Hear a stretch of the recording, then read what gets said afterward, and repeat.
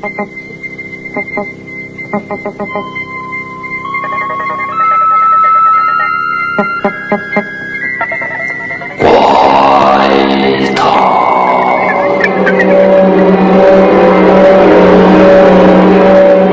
吃蠟燭的阿姨，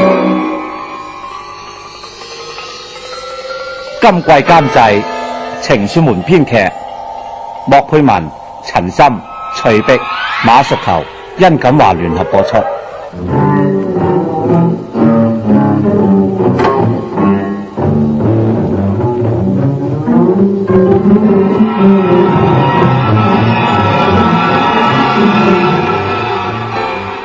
阿平啊，你喺度玩緊乜嘢啊？媽咪啊，好奇怪啊，點解夜晚攞呢個布公仔嚟玩，個布公仔就好靚，日頭攞出嚟玩下呢，好似泥咁色㗎？梗係啦，你呢個又舊又爛嘅公仔，夜晚有燈光影住，仲可以睇下。日頭光橙橙，咁咪見到個公仔又舊又爛咯，梗係唔同噶啦。唔係啦，唔關燈光嘅事啊，總之夜晚就好靚噶啦。係咯，你去邊度執個咁嘅公仔啊？邊個話我執啊？阿姨送俾我噶。邊個阿姨啊？唔知啊，我係應該叫佢做阿姨嘅。佢呢就梗係住喺附近噶啦，我夜晚會見到佢噶。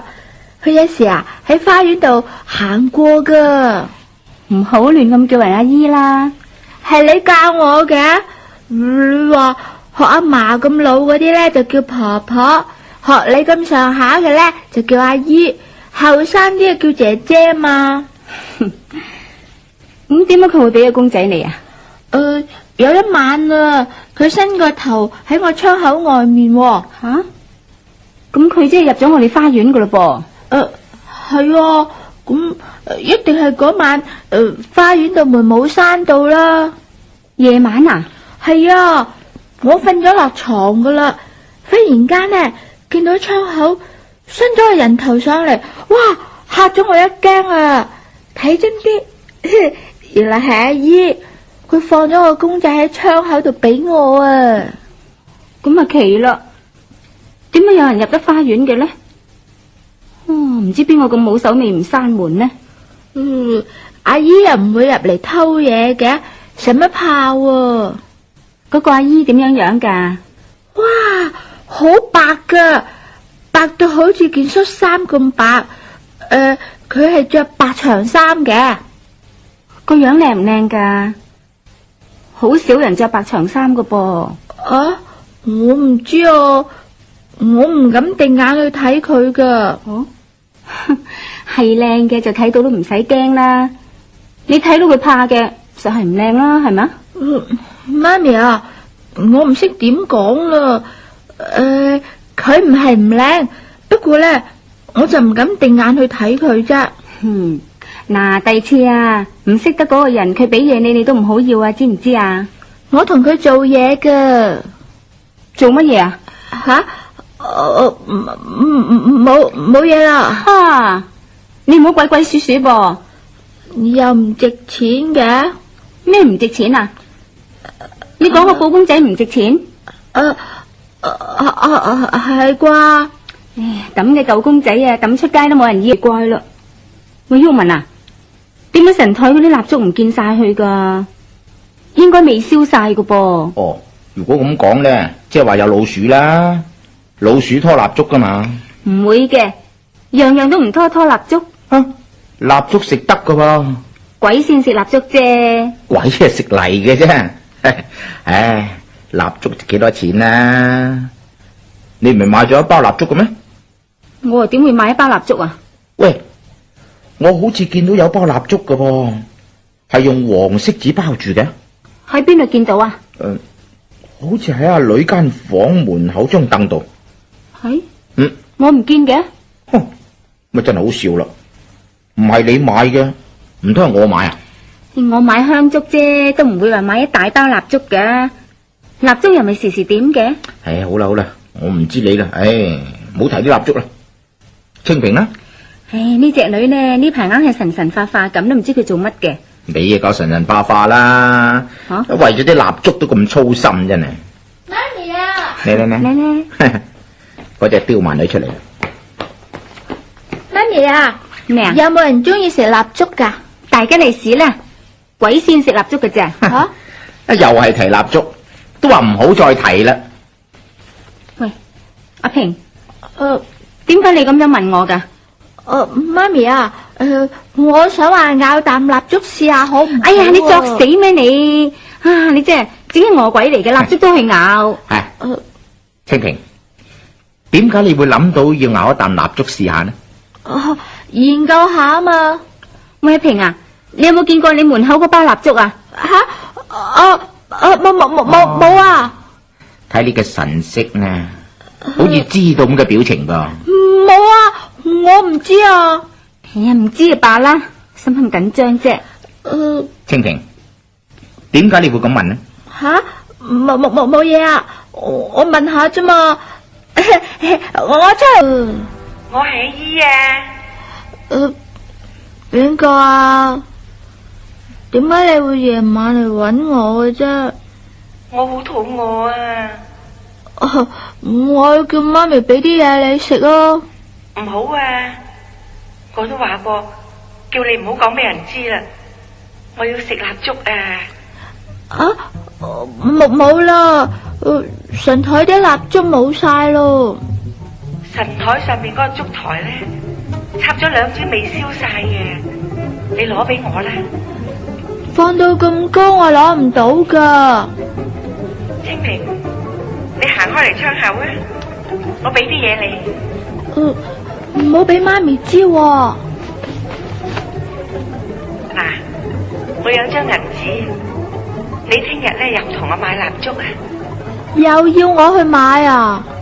你乖啦，清平，我送啲玉器俾你玩啦。嗱，你買到咧就執喺呢度，我會攞噶啦。好啦，咁你快啲走啦。我好肚餓啊！我要食神台嗰對蠟燭噶。你自己去攞啦。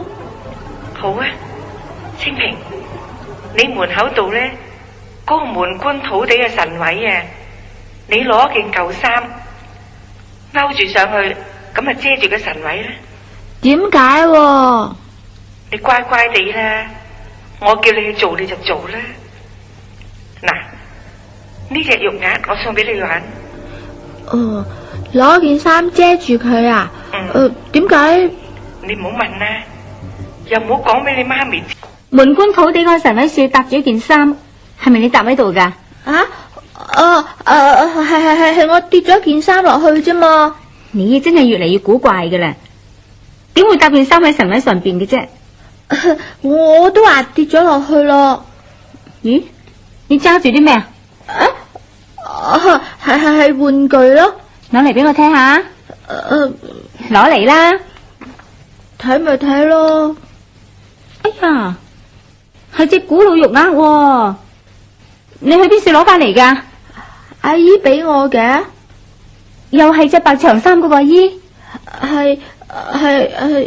隻玉鈪好靚，好值錢噶噃，佢點會俾你噶？你手咁細，又唔啱你戴嘅。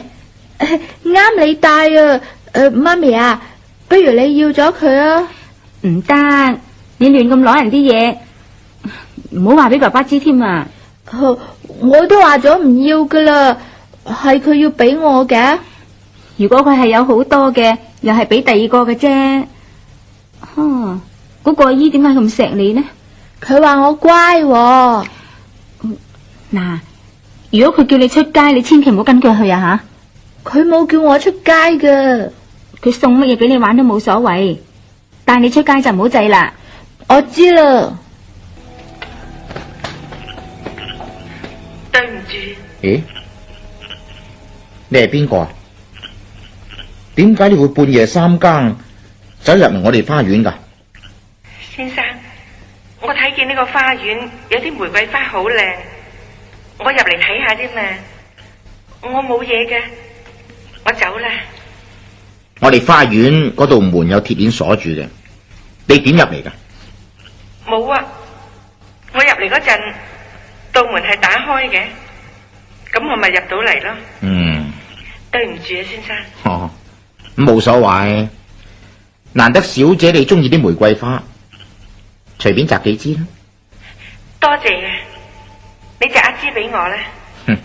好，嗱，呢支夠靚啦，紅玫瑰配你件白色長衫啊，啱晒。清平，哦，你仲未瞓呢？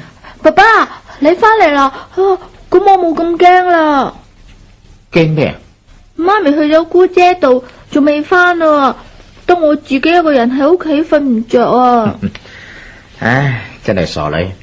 嗱，而家爸爸翻咗嚟，你瞓啦，好夜噶啦，聽日仲要翻學啊。同阿燕翻到房門啦。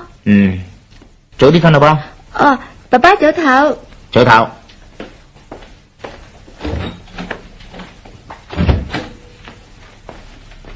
咦，阿媛，你翻咗嚟咩？阿媛，媛，你係邊個？呢啲係真金真玉嚟噶噃。